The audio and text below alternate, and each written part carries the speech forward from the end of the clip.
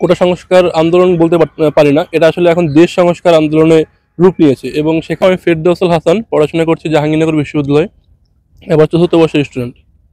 হ্যাঁ, ছাত্রদের আসলে যৌক্তিক দাবি। আপনি যদি বাংলাদেশের ইতিহাস থেকে আমরা দেখতে পাই, বাংলাদেশের ইতিহাসে প্রায় 5টার মতো গণ অভ্যুত্থান আমরা দেখতে পাই।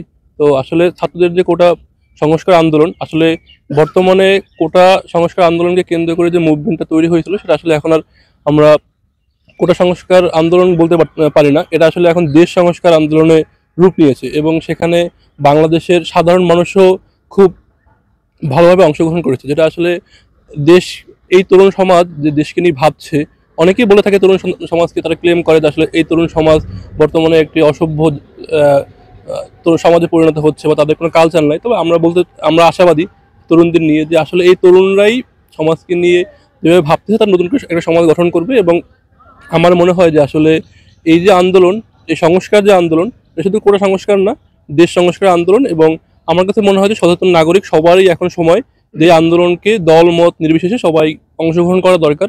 কারণ আসলে আমরা দেখতেছি যে আসলে এত সম্ভাবনা থাকার পরেও, এত বিশাল শ্রমশক্তি থাকার পরেও আমাদের দেশ আসলে কাঙ্ক্ষিত লক্ষ্যে পৌঁছতে পারছে না।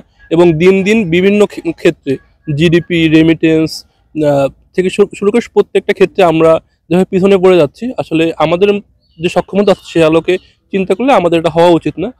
আমার কাছে মনে হয় ব্যক্তিগতভাবে যে আসলে আমাদের দুর্নীতির ক্ষেত্রে আমরা চ্যাম্পিয়ন হচ্ছি, দূষিত শহরের ক্ষেত্রে আমরা চ্যাম্পিয়ন হচ্ছি, আমরা শিক্ষাক্ষেত্রে আমাদের যে পারফরমেন্স থাকার কথা, সেই পারফরমেন্স থেকে আমরা অনেক দূরে, আমাদের বিশ্ববিদ্যালয়গুলো মানহীন। তো এখন যেহেতু একটা জোয়ার আসছে, আমার কাছে মনে হয় যে আসলে সচেতন সকল নাগরিকের উচিত এই জোয়ারে অংশগ্রহণ করে দেশটাকে সংস্কার করে, যে 1971 সালে মুক্তিযোদ্ধারা যেভাবে আমাদের দেশকে স্বাধীন করেছিলেন, এখন সময় যে সকল ক্ষেত্রে সকল ধরনের বৈষম্যকে রুখে দিয়ে আবার একটি সোনার বাংলাদেশ, যে সোনার বাংলাদেশের স্বপ্ন বঙ্গবন্ধু দেখেছিলেন, যে সোনার বাংলার স্বপ্ন তাজউদ্দিন দেখেছিলেন, অনেক বড় বড় মনীষীরা দেখেছিলেন, সেই সোনার বাংলা বাস্তবায়ন করার জন্য ছাত্র সমাজ থেকে শুরু করে সবার, দেশবাসী সবার এগিয়ে আসা উচিত। এবং আমি এই আন্দোলনের সাথে পুরোপুরি যৌক্তিকভাবে অংশগ্রহণ করছি। জি।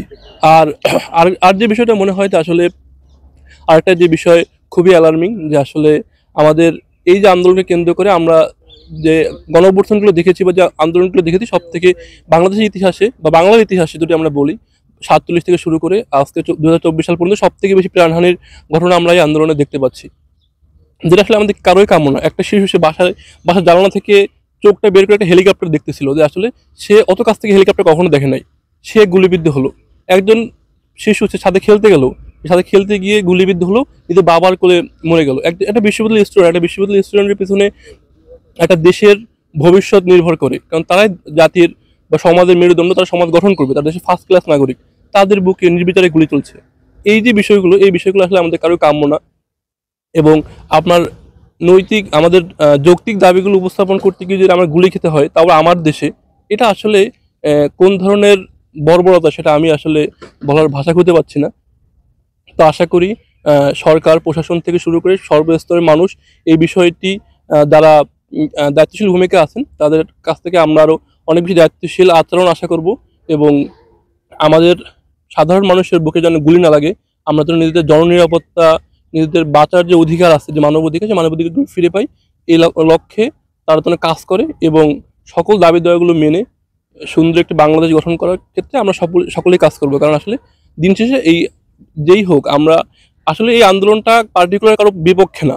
এইবার এই আন্দোলনটা আসলে এখন রূপ নিয়েছে সংস্কার আন্দোলন। সেই সংস্কারের আন্দোলনে সবাই অংশগ্রহণ করতে পারে, সে হোক কোনো দলের, সে হোক সাধারণ মানুষ, সে হোক ছাত্র, সে হোক কৃষক, সে হোক ব্যবসায়ী, সে যে কেউ অংশগ্রহণ করতে পারে। আসলে দেশটা আমাদের সবার, তাই আমাদের উচিত সবারই এই আন্দোলনে অংশগ্রহণ করে দেশটাকে সংস্কার করে সুন্দর একটি বাংলাদেশ গঠন করা। ধন্যবাদ।